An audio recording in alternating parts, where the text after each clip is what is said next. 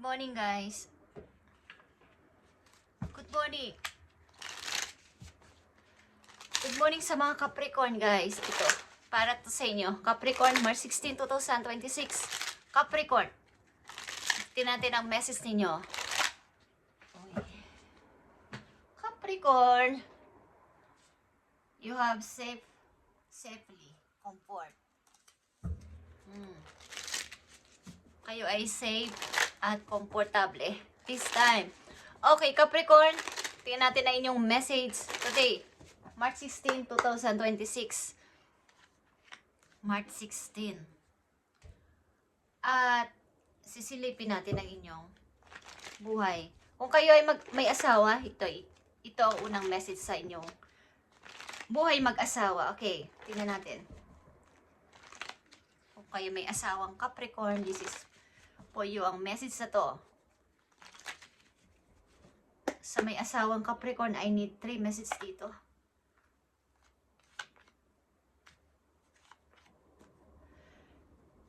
Sa may asawang Capricorn, andito ang the Fool. I'm free. Bakit kayo nagsasabi ng may freedom na ako? Sa may asawang Capricorn, you have 10 of Wands, guys. Marami kayong problema kung kayo may asawa. May problema din kayo sa inyong buhay mag-asawa at may mga abala. Okay. Mukhang kayo ay hindi na nagkakaintindihan ng iyong asawa at may usapin. Okay. Maraming problema.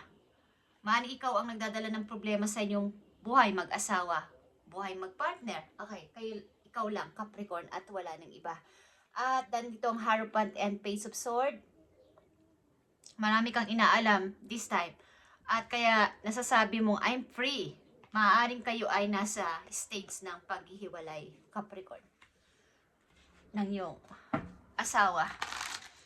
Nandito na yung papunta ka na sa pagkakaroon ng kalayaan. Bagamat hindi mo alam ang next step mo is mas maganda na to. Isa na lang yung dala kong wand. Isa na lang yung bagahe ko. Kunti na lang yung bagahe ko. Wala nang problema. Masyado. Kung kayo ay nasabay mag-asawa, ito muna ang inyong message. Okay, titignan natin to, guys. 10 of Wands, Hierophant, and the Page of Sword. So, andito na naman ang Page of Sword. Sinusundan ka ng tao na to. Okay, Capricorn? Kahit nasan ka pumunta or anong ginagawa mo, anong pinagkakaabalahan mo is mukhang ikaw ay minamanmanan ng person na to na yung maaaring kakahiwalayin o magiging hiwalay na kayo. Okay. So, andito nga ang 3 of Sword, 6 of Sword, at 5 of Wands. Okay, guys. Nakikita nyo to. Sinaktan ka ng person na to. Maraming kinuha sa'yo. Ito man ay bagay o mga idea mo o something. Nagsisinungaling sa'yo to. At palihim na may ginagawang kalokohan sa'yo. But, ayaw mo ng gulo. Okay? Sinabi mo na lang na gusto ko na lang ng manahimik. Ayaw ko ng gulo. Ayaw ko na. Okay? Ayaw ko na. So, andito na yung paglaya bilang may asawang Capricorn. Tingnan natin to, guys. Anong kahinat na nito? Twice sa buhay mag-asawa. May asawa. Itong unang message, guys. Tingnan natin. Ano ang kahinat na nito? March 16, 2026 sa buhay ng mga Capricorn bilang may asawa. So, dito ang King of Pentacles and King of Wands, guys. Okay. 2 of Wands. So, kayo ay nag-start na magtrabaho na lang. Mag-focus na lang sa career kaysa dito sa relasyon na to o sa asawa nyo na to o sa kinakasama nyo na to. At pumili ng bagong landas, maaaring sa ibang lugar o malayong lugar. Okay, guys. At naghahanap kayo ngayon ng bagong maaaring pagkakakitaan or pupuntahan na lugar o trabaho. Okay. So, ito ang inyong buhay mag-asawa. May asawa. So, titingnan natin ang paparating dito sa inyo after nitong paglayo nyo at paghiwalay nyo dito, Capricorn. Tingnan natin. Kung kayo nakalaya na dito at may hinahanap na kayo, may bago na kayo, path ng buhay na ginagawa o gustong gawin, ano ang paparating sa inyong message. Tingnan natin, Capricorn. Yeah. May mga bagong opportunity na paparating sa inyong Capricorn, so wag ka mag-worry. Kung ito ay hindi na okay ang samahan na to at talagang wala nang patutunguhan sapagkat maaaring sinaktan ka niya. Nandito ang 3 of Swords at 6 of Swords, pagsisinungaling at kawalan ng respeto sa'yo. Okay, something na ikaw ay nangangarap na may dumating pa sa iyong bagong pag-asa. The star is here is hope at Knight of Swords, may plano kang gawin. After nito, plano mong sigurado na, okay? At plano talaga. Knight of Swords and Knight of Cups. Pagpaplano at hindi na papipigil. Okay, maaaring ito ay pagtupad sa iyong bagong pangarap at Tower is here. Okay, pagbabalansi sa mga bago mong pasisimulan this time. At susunod na message guys, tingnan natin. Kung kayo ay wala pang relasyon, kung kayo ay nasa baga single, wala kayong karelasyon guys, ano ang inyong sitwasyon? Okay, sa mga Capricorn na walang karelasyon o wala pang asawa, tingnan natin guys.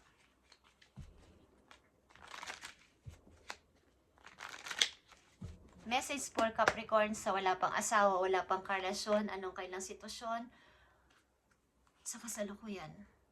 Thank you.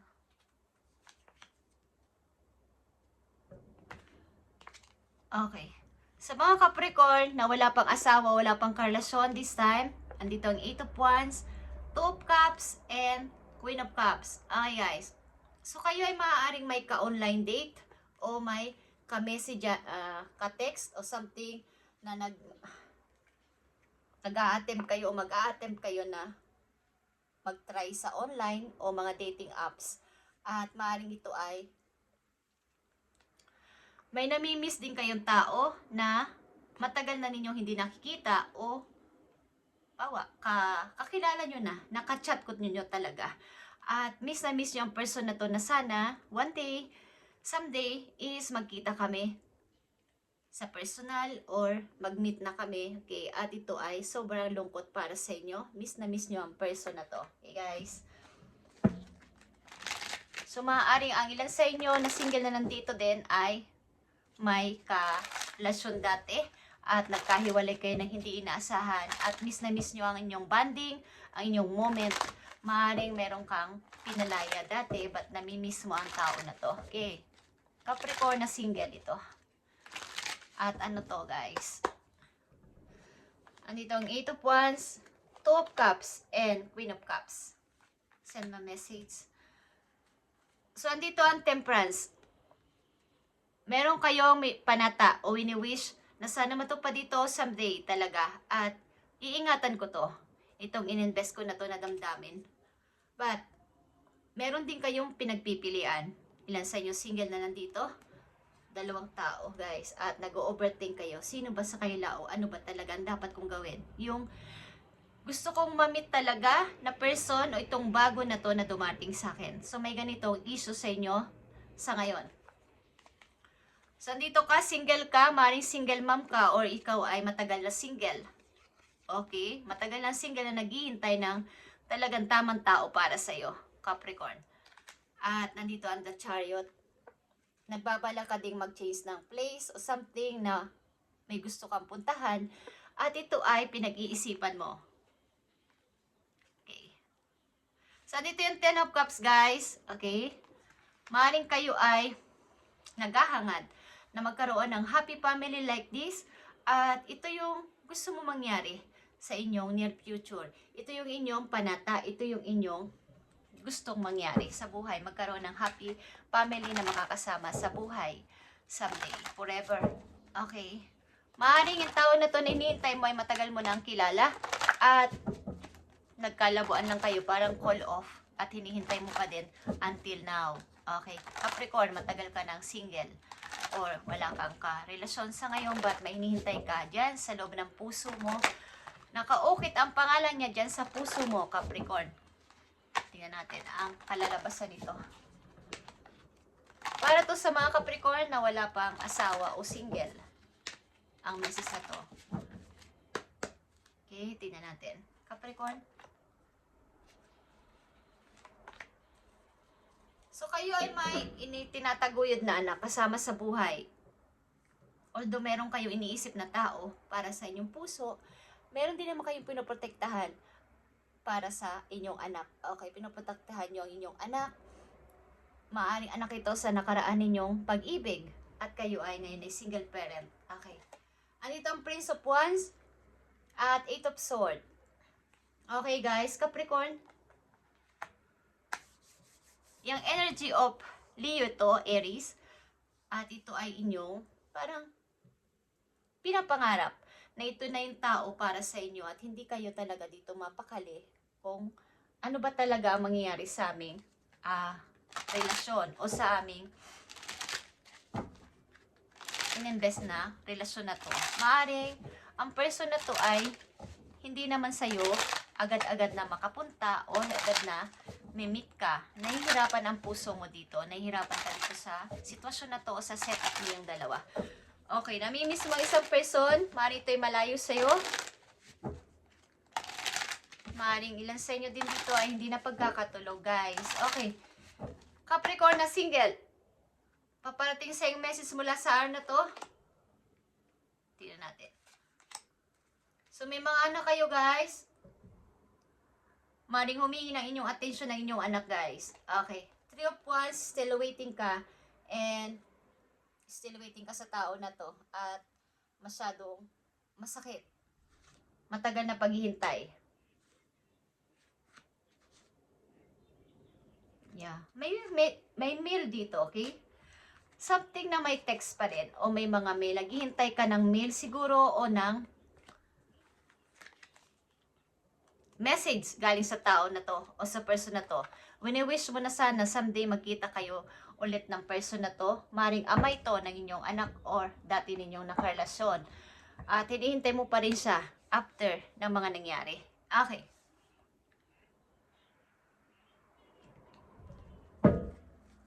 So, para naman sa mga ayaw ng mag-asawa. Guys, sa mga hindi na ayaw ng mag-asawa, ayaw ng magpapasok ng tao sa buhay nila, or sa mga Capricorn na kumbaga hindi na naghahangad pang magpapasok ng tao sa buhay nila. Okay? Or kayo ay nasa edad na 50s, 60s na. Okay guys? Tingnan natin ang inyong message para to sa mga Capricorn. Ayaw na magpapasok ng tao sa buhay nila sapagkat tama na yung kanilang naging karelasyon dati.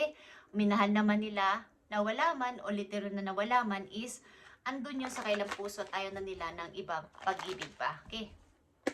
Ito yung sitwasyon at dapat ninyong malaman, guys. Thank you.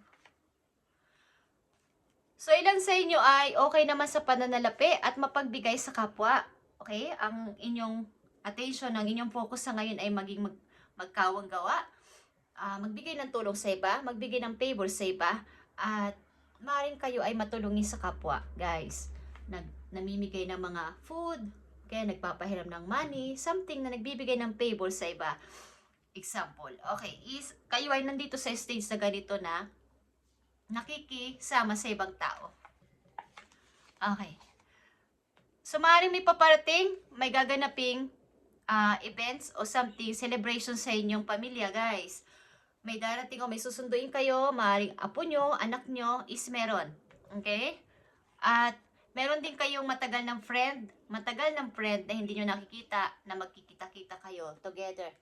Together again. Okay, guys? Merong old friend na imimit kayo again, magkakausap kayo ulit, at ito ay special bond para sa inyo. Okay?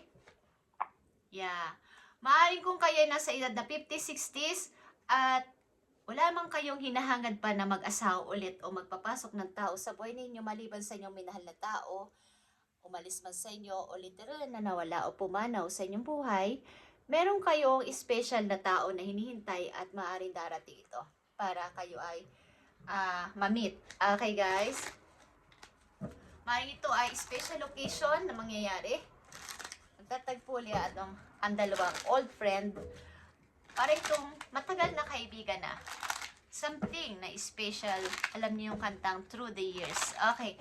Is ito ang inyong magandang team song. Okay. Naririnig ko sa aking utak. Okay. Kumakanta sa aking mind. Is magkikita kayo. Maaaring ito'y palitan ng messages din. At ito'y mangyayari positive. Positive itong paparating. Something na may special occasion na mangyayari sa inyong family. Ay guys. Tingnan natin to guys. 4 of Wands, 2 of Cups, and 8 of Wands. Ito ay positive. Yeah guys, nakikita nyo to. Magkikita kayo again. Finally guys. At maaaring mafu-full ka dito.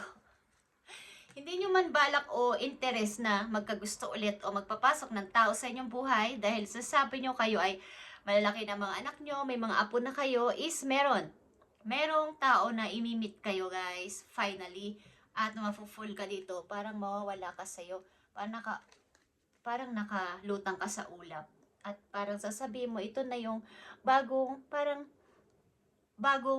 tao, bagong pag-asa para sa aking puso. Okay.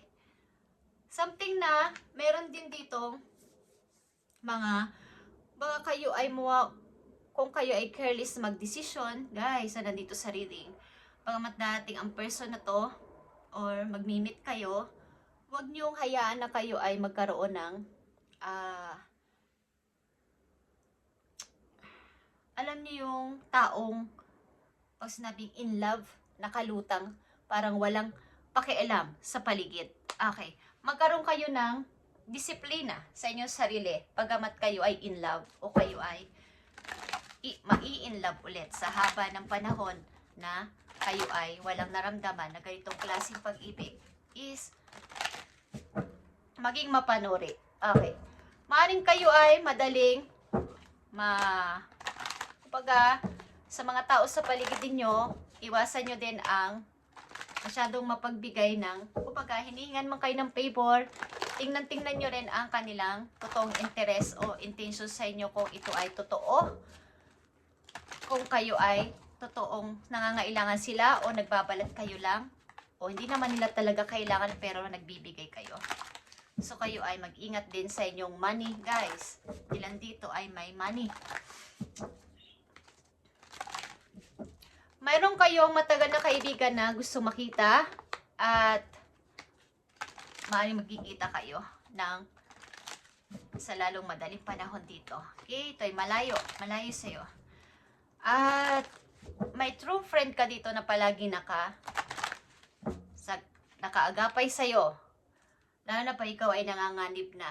Okay, or mapupunta ka na sa parang gumising ka naman Capricorn. Okay, wag mong pabayaan ang iyong sarili. Okay guys, tingnan natin to. Ano mangyayari dito? Ano ang kahihinat na nito para sa inyo, Capricorn? So kung kayo ay iibig ulit, after na napakahabang panahon na sinasabi nyo, malalaki na ang mga anak ko, may mga apo na ako, hindi ko na mararamdaman yan, tama na to, is maging mapanuri guys, okay? Huwag niyong pabayaan kayo mahulog ng sobra-sobra. Magbigay at maglaan ng konting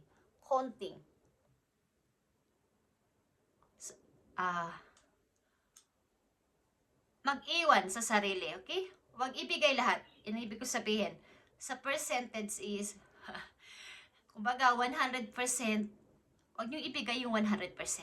Yun ang gusto ko sabihin sa inyo. Okay? Ito ay bago para sa'yo. Ito ay parang nag-aapoy na parang bagong-bagong nag-aalab na damdamin. Okay, nag-aalab na damdamin. Parang bago para sa'yo ito. Parang naging bata ka dito. Parang nagkaroon ka ulit ng pag-asa na may tao pa palang nagmamahal at pumapansin sa akin. But nandito yung inyong pag-iyak. Okay, lagi. Maaaring wag niyong pabayaan kayo sobrang mahulog sa person na to na inyong mamimit o namit na. Wag niyong pabayaan na kayo ay kumbaga malin lang. Yun ang ibig ko sabihin. Pero andito yung love, andito yung care, pagki-care, but yung inyong passion, nilalabas ninyo, yung inyong damdamin, yung totoo ninyong nararamdaman sa sarili na kayo ay masaya dahil nag-meet kayo ng person na to, nagkita kayo ng person na to, but wag niyong pabayaan na kayo ay sobrang madrain o mahulog sa tao na to, magbigay ng maraming percent sa inyong sarili. Okay? Just saying, guys. Sapagkat may mga taong mapang-abuso, okay?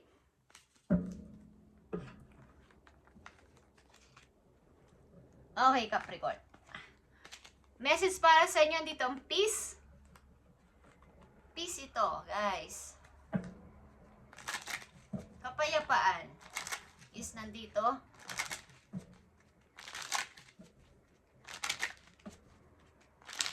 Tingnan natin ang message para sa mga Capricorn na nandito sa reading o bibigyan ng message today.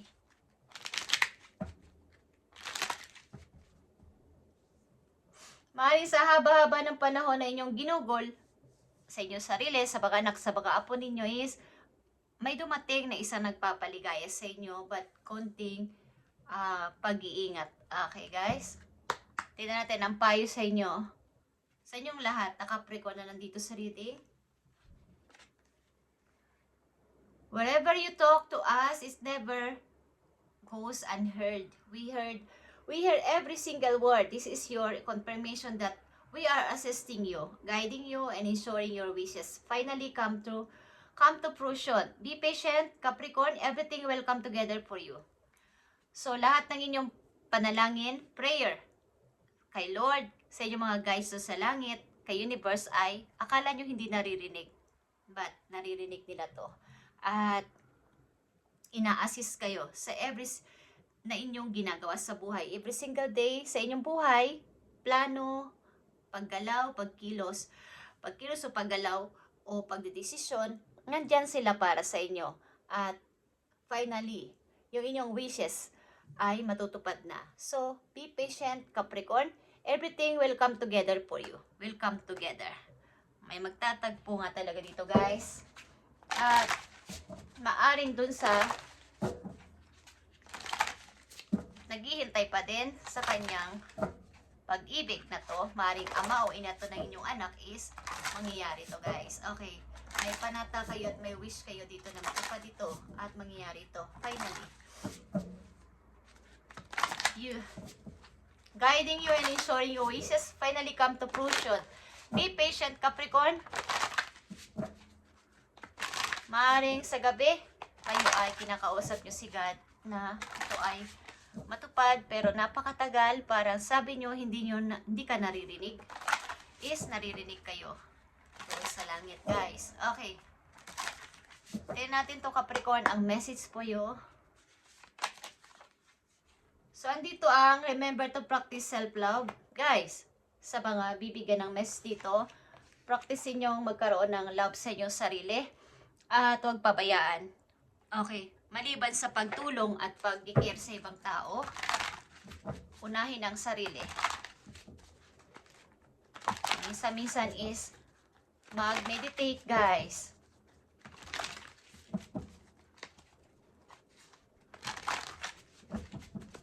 Message ito para sa'yo, Capricorn. May kinalaman sa iyong pamilya, sa love life mo, at sa iyong sarili, at sa iyong career. Tingnan natin to, Capricorn. Ito ay March 16, 2026 para sa'yo.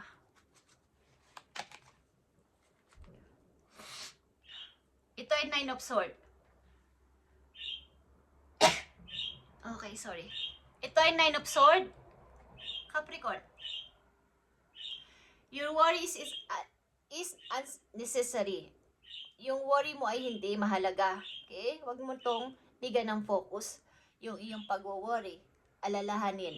Okay? Focus on your thoughts on the outcome you desire. Kung ano yung gusto mo mangyari, doon ka mag-focus at yun ang outcome na mangyayari sa'yo. Release feelings, regret, guilt, or worry to your angels. Kaya mayroon dito regret at baka pag-blame sa sarili. Daling sa nakaraan is tigilan nyo to. hindi mahalaga ang pag-worry this time. Capricorn, i-release na ito ang inyong mga pagre-regret at pagbe-blame sa sarili. At ibigay mo to sa iyong mga guides dun sa heaven, natanggalin sa isip mo ang ganitong klaseng alalahanin simula sa araw na to, okay? Hindi ka na pagkakatulog. Okay, at maaaring kayo lagi umiiyak. Follow your passion. Kaya ano mang passion yan sa inyo ngayon, sa inyong kasalukuyan. Ano man yung passion na inyong naiisipan, you are ready for any challenges o challenge. Okay? Opportunities for excitement and adventure. Huwag mo tong palagpasin. Ano man na inyong naiisipan na alam nyo magpapasaya sa inyong puso, gawin ninyo guys. Okay? May kasabihan nga na bago matunaw ang life daw ay parang ice cream. So ito ay bago matunaw, i-enjoy nyo. I-enjoy yung kainin. Okay? Kung paano yung kainin ng ice cream, i-enjoy nyo lang. Kesa, baga, matunaw ito. So wala na mangyayari. Hindi na masarap. Okay? So habang andyan pa at okay pa yung shape ng inyong biniling ice cream, i-enjoy nyo lang ang pagkain ito. Yun ang ibig sabihin. Yun ang life is like ice cream. Okay? Before melt, enjoy it. Ay guys, thank you and God bless Capricorn. At sana, kahit konti, sundin nyo at pakinggan ang message dito sa inyo. Okay? Thank you and God bless.